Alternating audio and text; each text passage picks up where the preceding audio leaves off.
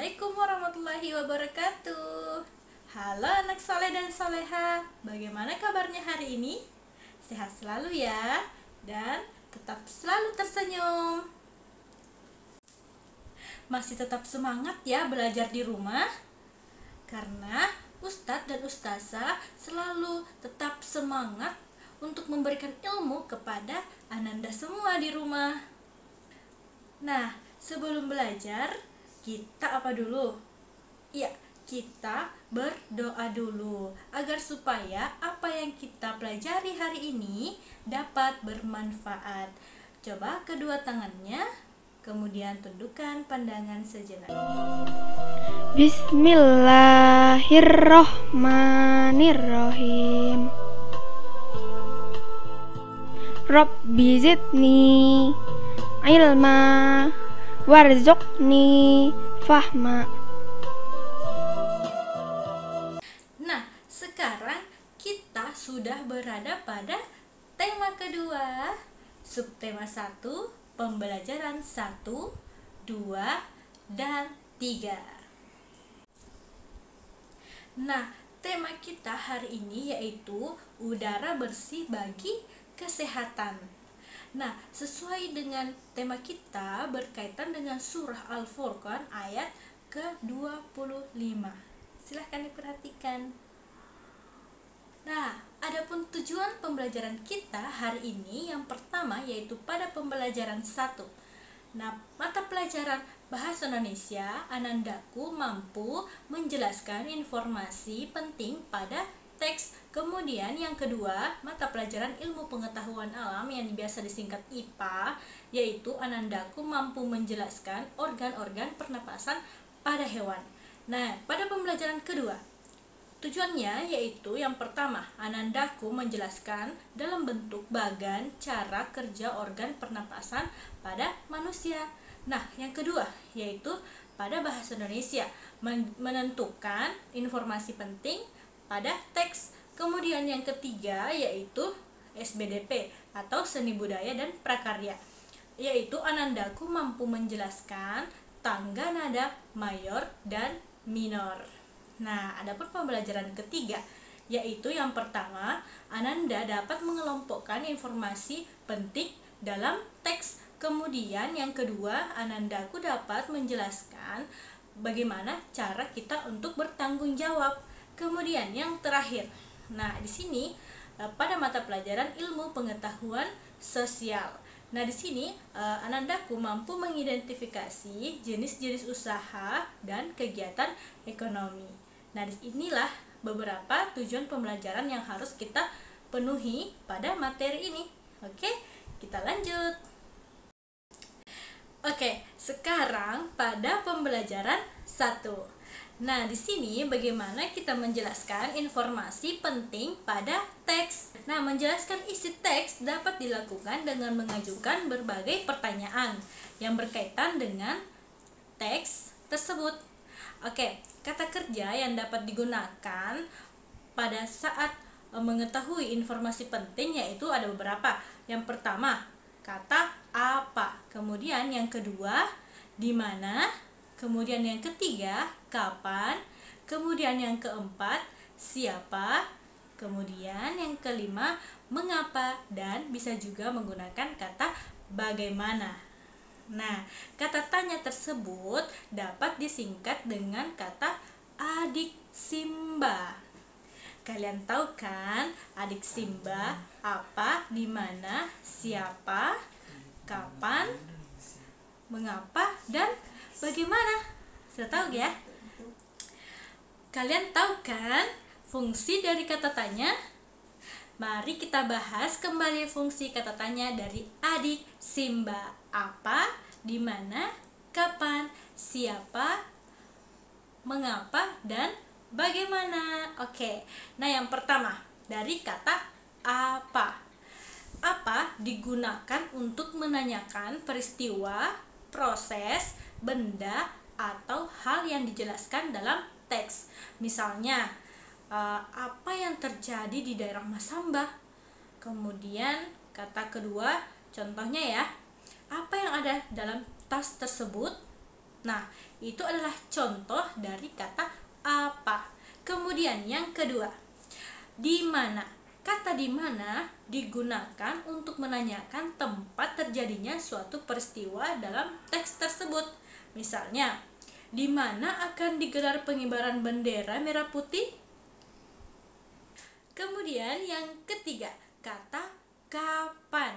Nah, kata kapan ini digunakan untuk menanyakan waktu terjadinya suatu peristiwa dalam teks. Contohnya nih ya, kapan kita akan ke sekolah? Atau contoh kedua, kapan kejadian itu terjadi?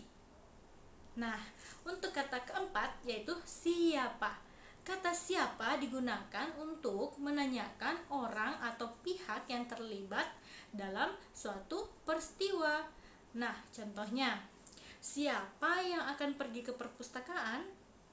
Kemudian contoh kedua, siapa nama ayah dan ibumu? Oke, yang kelima, kata mengapa. Nah, kata mengapa ini digunakan untuk menanyakan sebab atau alasan terjadi suatu peristiwa dalam teks. Contohnya ya, mengapa kita harus belajar online? Nah, itu contohnya ya. Kemudian, yang keenam, kata bagaimana. Nah, kata bagaimana ini digunakan untuk menanyakan proses terjadinya suatu peristiwa dalam teks tersebut. Nah, contohnya, bagaimana cara membuat kue donat? Sampai di sini sudah paham ya? Bagaimana fungsi dari kata tanya tersebut? Yaitu, masih ingat kata tanya tersebut apa? Adik Simba. Apa, di mana, kapan, siapa, mengapa, dan bagaimana. Udah paham ya sampai di sini anak soleha? Sekarang silakan baca teks yang ada pada buku tematiknya halaman.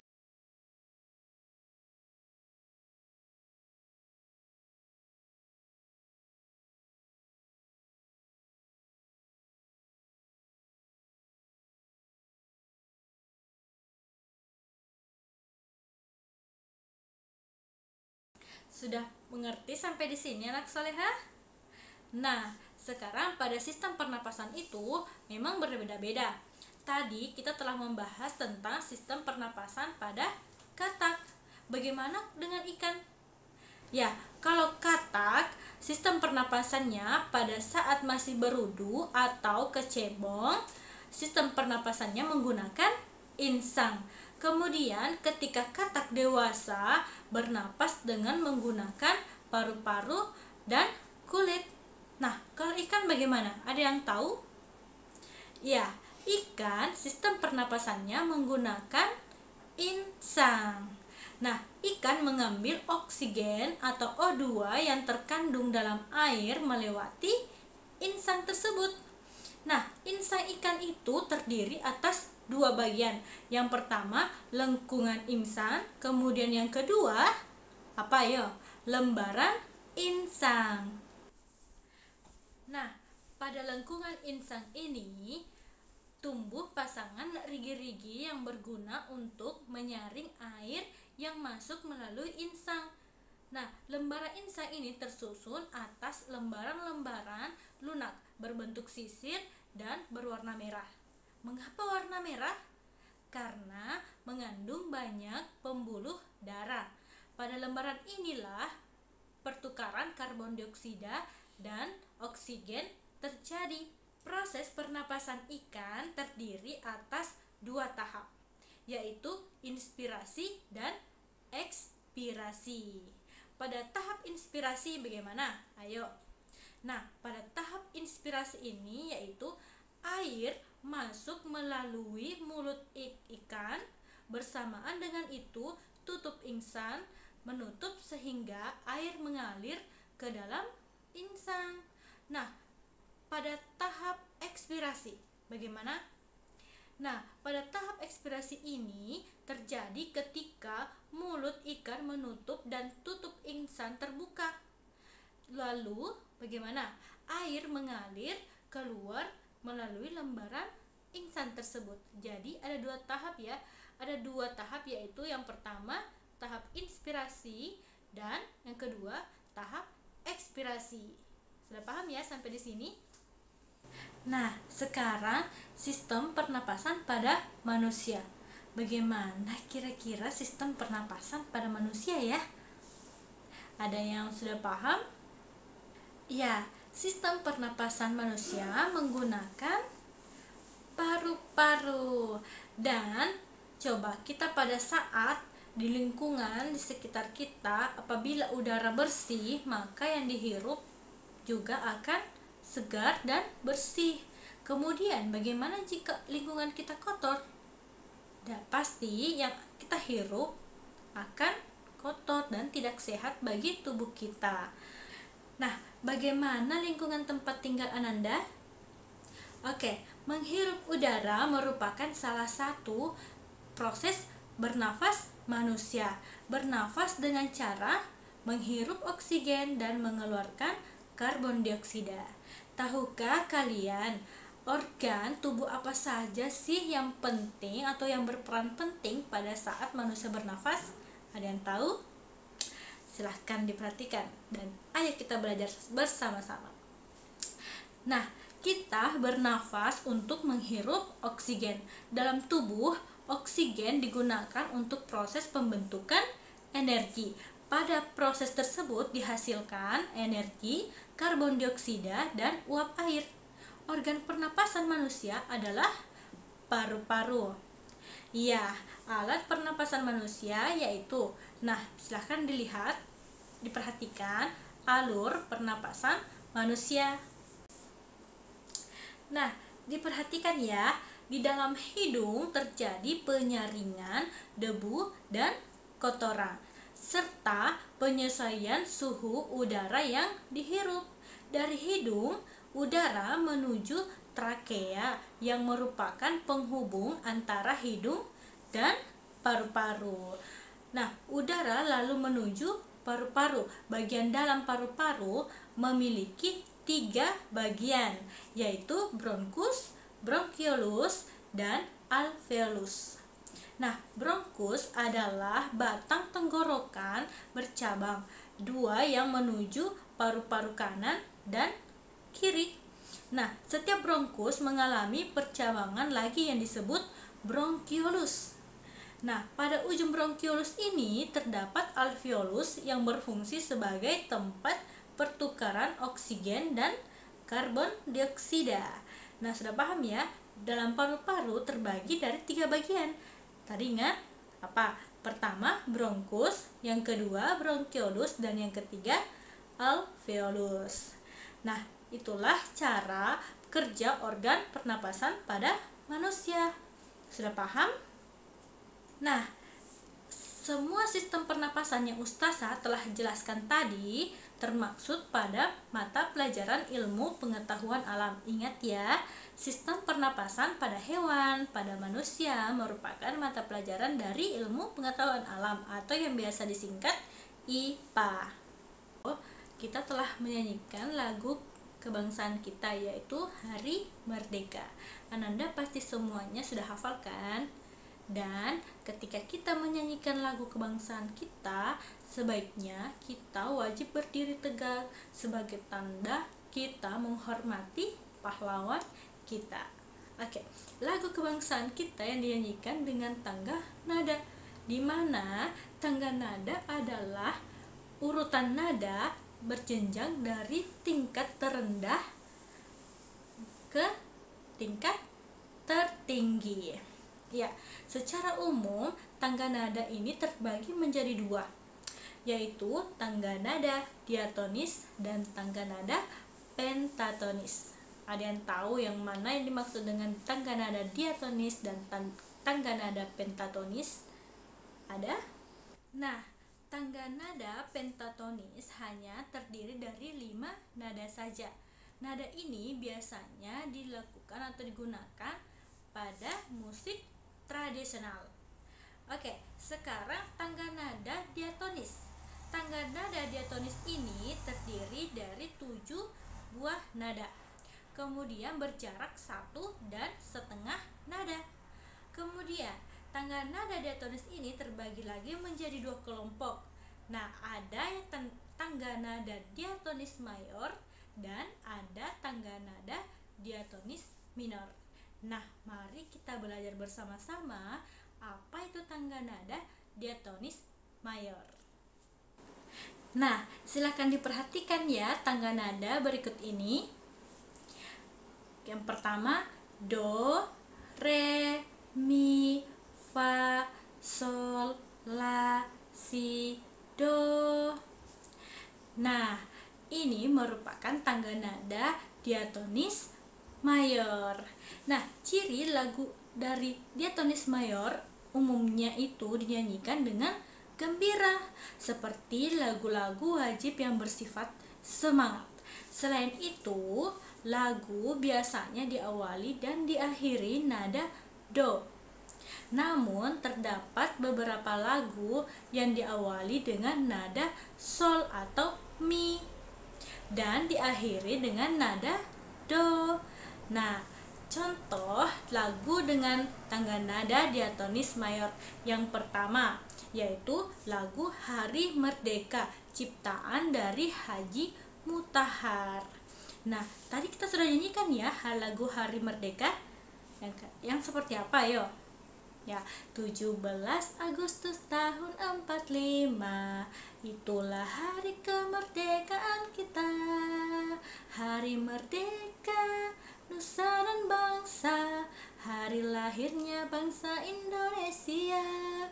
Nah, itu tadi merupakan lagu tangga nada diatonis mayor yang bersifatnya semangat. Nah, kemudian yang kedua, Indonesia Raya yang diciptakan oleh W.R. Supratman. Nah, bagaimana nadanya? Ada yang masih ingat? Pada saat upacara pasti dinyanyikan. Ya, seperti ini ya sedikit lagunya. Indonesia tanah airku, tanah tumpah darahku, di sanalah aku berdiri, jadi pandu ibuku. Oke, sampai di situ saja ya. Sampai di sini sudah paham ya anak soleha? Nah, setelah kita menyanyikan bersama lagu kebangsaan kita yaitu Hari Kemerdekaan dan dari Sabang sampai Merauke, kita sebagai warga negara Indonesia harus menghargai pahlawan-pahlawan yang telah mendahului kita, telah berjuang membela negara kita ini. Sampai sekarang ini negara kita sudah merdeka. Nah, bertepatan baru-baru ini kita telah merayakan 17 Agustus 1945 yaitu Hari Merdeka yang ke-75 tahun. Nah, harapan kita sebagai masyarakat meraih cita-cita, kemudian sebagai warga negara yang harus jujur dan bertanggung jawab. Nah, berbicara bertanggung jawab, setiap manusia memiliki rasa tanggung jawab. Misalnya, kegiatan tanam pohon dilakukan para siswa dengan penuh rasa tanggung jawab. Nah, setiap apa yang kita lakukan dilaksanakan harus penuh dengan rasa tanggung jawab. Nah, tanggung jawab setiap orang itu berbeda-beda ya. Nah, bertanggung jawab sebagai warga negara, banyak hal yang harus kita lakukan.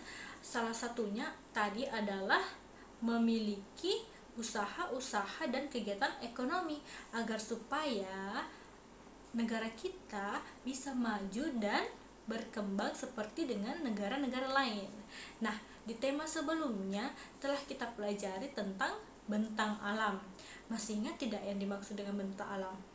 Ya, bentang alam itu di Indonesia terdiri atas apa ya? Pegunungan, dataran rendah, dataran tinggi, kemudian gunung dan lautan. Nah, setiap bentang itu memiliki sumber daya alam yang dapat dimanfaatkan untuk memenuhi kebutuhan manusia. Nah, upaya manusia untuk memenuhi kebutuhannya disebut dengan kegiatan ekonomi. Betul sekali, dengan kegiatan ekonomi. Nah, adapun berikut beberapa kegiatan ekonomi berdasarkan bentang alam yang ada. Yang pertama yaitu apa? Pertanian dan peternakan. Pertanian dan peternakan. Daerah pegunungan biasanya memiliki tanah yang subur dan udara yang segar. Tanah yang subur dimanfaatkan oleh masyarakat untuk kegiatan pertanian dan selain pertanian dan perkebunan. Oleh karena itu, sebagian masyarakat di daerah pegunungan berprofesi sebagai petani. Nah, bisa diperhatikan ya. Nah, petani menanam berbagai jenis tanaman, misalnya padi, sayuran, dan buah-buahan. Nah, selain itu, apalagi? Selain bertani, masyarakat di pegunungan juga berternak hewan loh, seperti sapi, kambing, ayam, dan burung. Hasil dari pertanian dan peternakan tersebut biasanya dijual atau dikonsumsi oleh petani itu sendiri. Nah, yang kedua yaitu perikanan. Nah, di Indonesia umumnya dilakukan di perairan asing, perairan Payau, dan perairan Tawar. Nah, perairan asing terdiri atas lautan. Dan kalau perairan Payau berupa tambak di daerah pesisir yang perairannya merupakan campuran air asin dan air tawar. Nah, kalau perairan tawar terdiri atas sungai, waduk, empang, danau, dan rawa. Banyak sumber daya alam perairan yang dapat dimanfaatkan sebagai kegiatan ekonomi masyarakat. Nah, contohnya dalam perikanan asin yaitu ikan tuna, ikan tongkol, rumput laut, dan garam. Kemudian pada perikanan air tawar yaitu ikan mas, ikan ikan gurami, dan banyak lagi. Kemudian pada perairan air Payau seperti apa? Yaitu ikan bandeng, ikan kerapu, ikan patin, dan ikan kakap. Mungkin masih banyak lagi yang lainnya.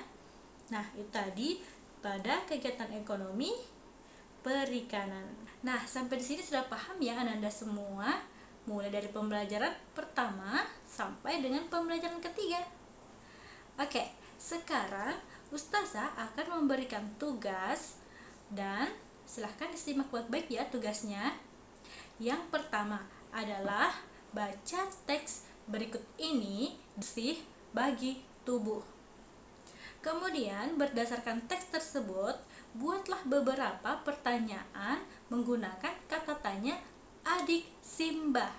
Masih ingat kan tadi yang dikatakan adik Simba? Apa, di mana, kapan, siapa, bagaimana, dan mengapa? Oke. Kemudian yang kedua, menyanyikan lagu Indonesia Raya dengan berdiri tegak, boleh menggunakan alat musik atau instrumen musik. Kemudian silakan direkam, kemudian kirim ke Ustazah ya. Kemudian tugas yang ketiga adalah jelaskan 3 kegiatan ekonomi di daerah Ananda sekalian. Kemudian silahkan ditulis di buku tugasnya ya. Oke, cukup sekian untuk pembelajaran hari ini. Semoga apa yang telah Ustazah berikan dapat bermanfaat, dan jika tidak dipahami silahkan diulang-ulang kembali video berikut ini ya, agar supaya dipahami dan mudah dimengerti. Oke anak soleha, cukup sekian. Assalamualaikum warahmatullahi wabarakatuh.